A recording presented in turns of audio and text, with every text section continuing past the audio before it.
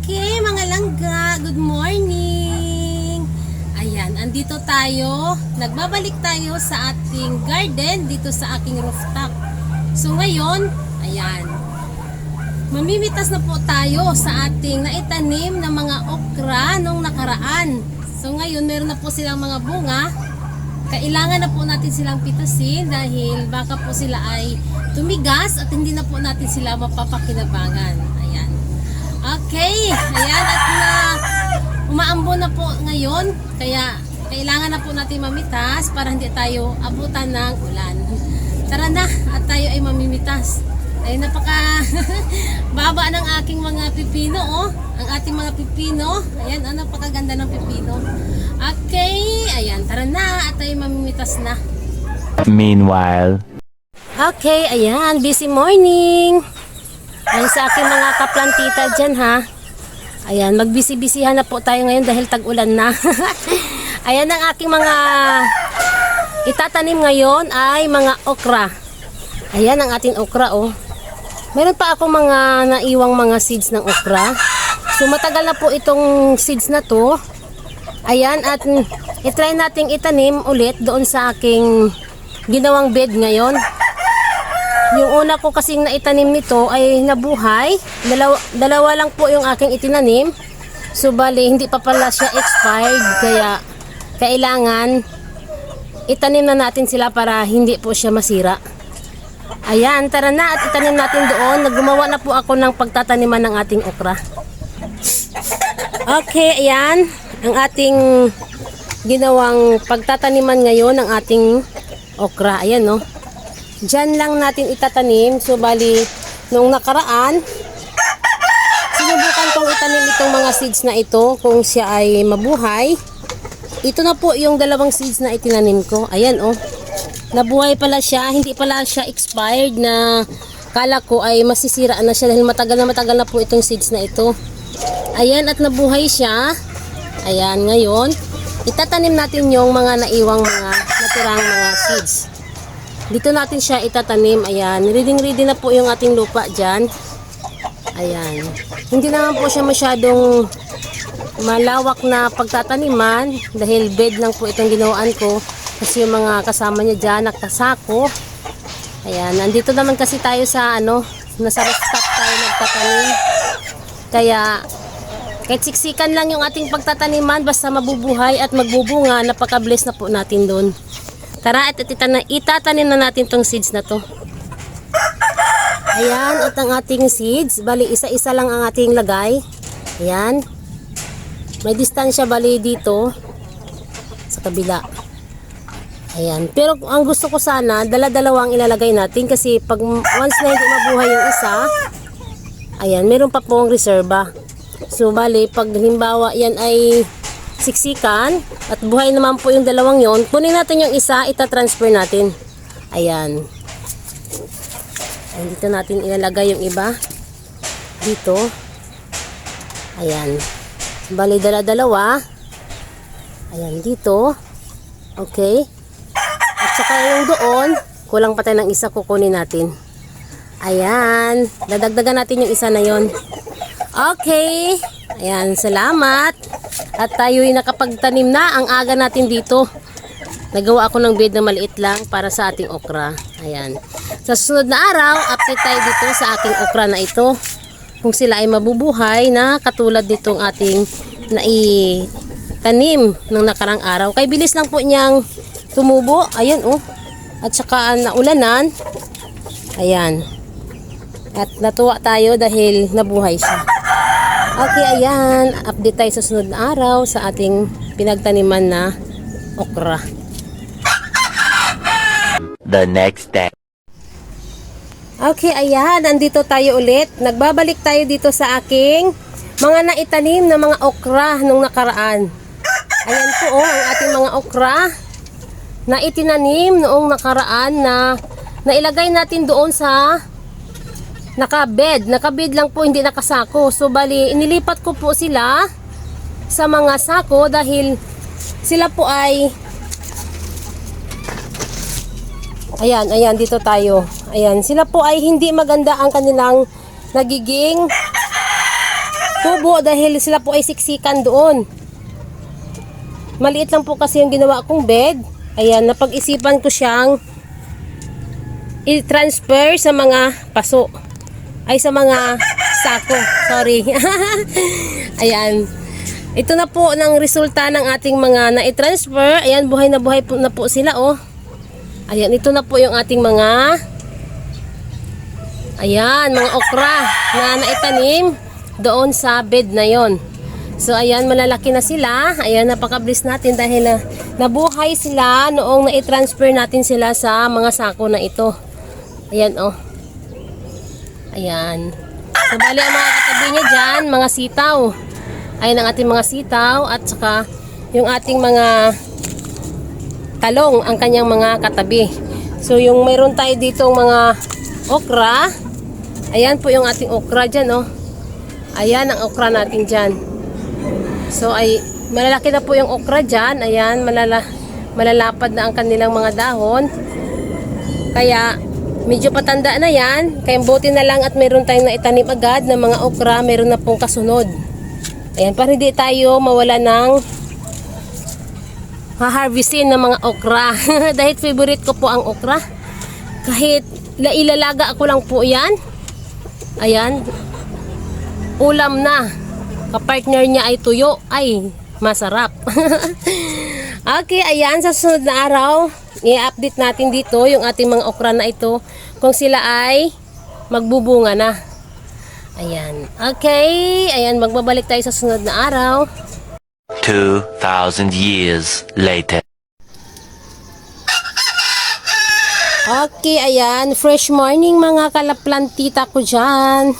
Nandito tayo ulit. Nagbabalik tayo dito sa ating mga naitanim na mga okra. Yan, ang ating okra. Wow, look at that. Namumulaklak na po yung ating mga okra. Napakalago na po nila. Ayan, oh. Ayan ang ating mga okra dyan. Ayan, wow. Ang laki na po nila. Tingnan nyo, oh. Ang laki na, oh. Ang bilis lumaki ng ating mga okra dito. Ganyan na po sila kalalaki. Ayan. Kasing laki na po sila ng aking mga nakatanim na mga talong dito. Yung aking mga talong na nakatanim sa sako. So kahapon nag-harvest tayo dito ng ating mga talong. Ang dami nating na-harvest kahapon. So ayan, ito pa lang ang natira. Maliliit pa lang ang natira dito. Ngayon yung ating okra. Ayan, katabi niya ang mga sitaw. Ayan ang ating sitaw.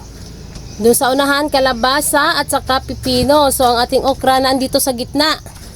Gitnang-gitna po ang ating okra. Masarap na po ito sa pinakbet. Ayan, napakalago na po nila. O, sa sako lang po yan ha, nakatanim. Sa sako lang. Ayan, ganyan po yung ating mga okra dyan. Wow! Ayun, may bulaklak na po yung iba dyan, oh. Ayan, silipin natin doon sa kabila. Okay, ayan, andito na tayo sa ating mga okra dito. Ayan, silipin natin dito banda. Doon tayo sa kabila kanina. So, ayan, umikot tayo dito. Ito na po yung ating mga okra. Namumulaklak na. Napakalago nila, ano? Napakaganda po ng kanilang dahon. Ayan, oh, namumulaklak na po yung ating okra dyan. Wow, look at that. O, diba, napakaganda po ng kanilang tubo dahil sila po ay nauulanan. Lagi pong nauulanan ang ating mga okra, kaya napakaganda po ng kanilang tubo.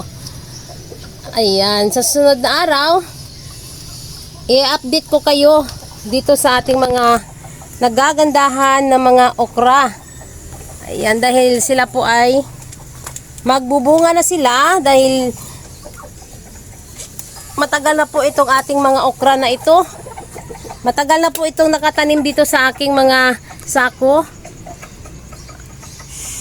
Ngayon pa lang po sila nagbubulaklak dahil nauulanan na. Nung nakaraan, grabe. Grabe ang tag-init. Kaya yung ating mga okra hindi nakabuelo talaga sa paglaki eh. Kaya ngayon, ganyan na po sila kalalaki. Ang bilis nilang lumaki noong tag-ulan. Laging umuulan. Kasing laki na po sila ng mga talong. Kasing tangkad na po sila ng mga talong. Ayan, katabi nila yung ating mga gabi. Ang gabi talaga, ang bilis nitong lumaki. Ayan ang ating gabi. Oh, napakaganda, diba? Wow, look at that. Grabe, napakaganda ng gabi. Ito lang po muna ngayon ang naitanim ko ng mga gabi. Dahil kinulang tayo ng lupa.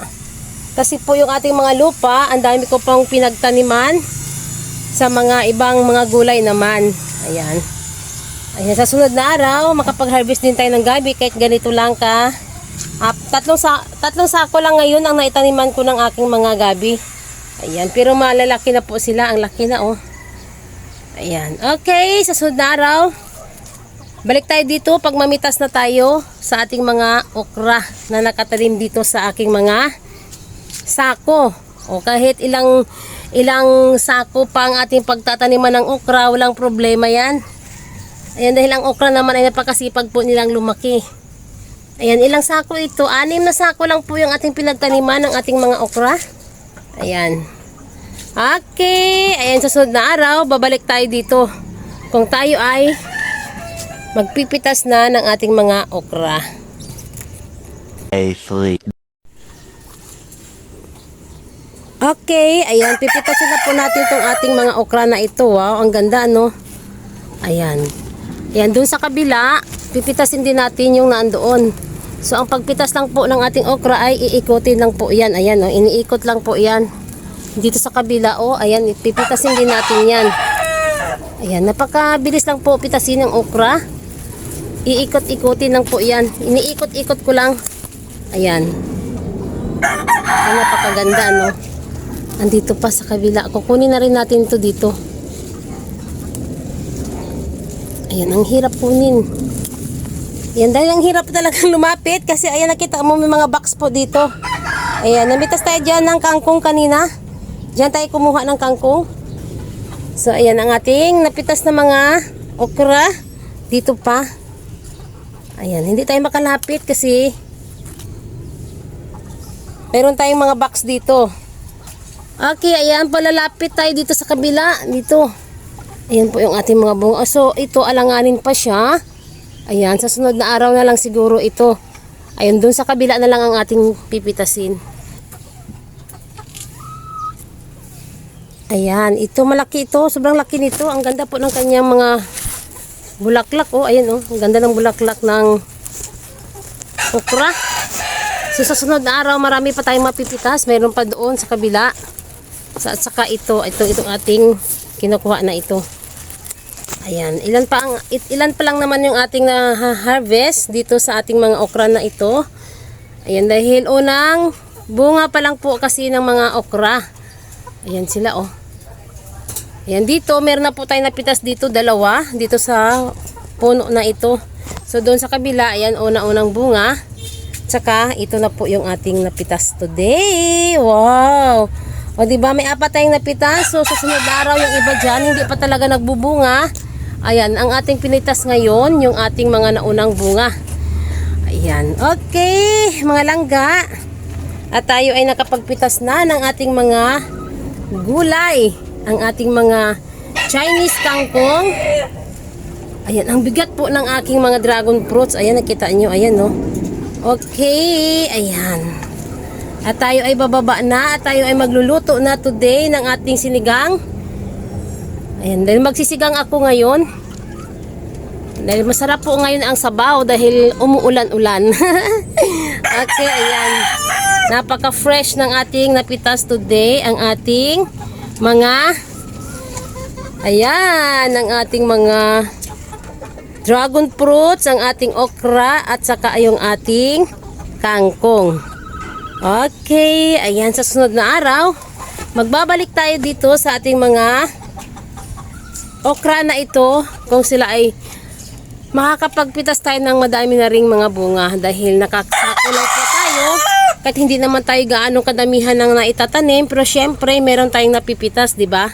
Ayan ang ating mga talong dyan, yung ating mga talong. Madami na po siyang nagiging bunga. Matanda na po yung ating talong, napakahaba na po ng kanilang mga